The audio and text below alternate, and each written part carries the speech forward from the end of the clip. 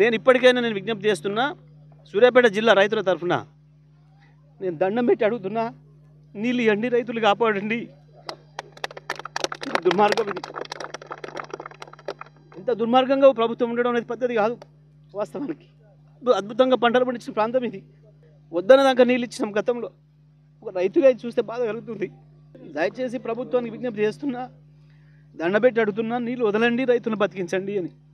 నేను ఇప్పటికైనా విజ్ఞప్తి చేస్తున్నా, సూర్యాపేట జిల్లా రైతుల తరఫున నేను దండం పెట్టి అడుగుతున్నా, నీళ్ళు ఇవ్వండి, రైతులు కాపాడండి.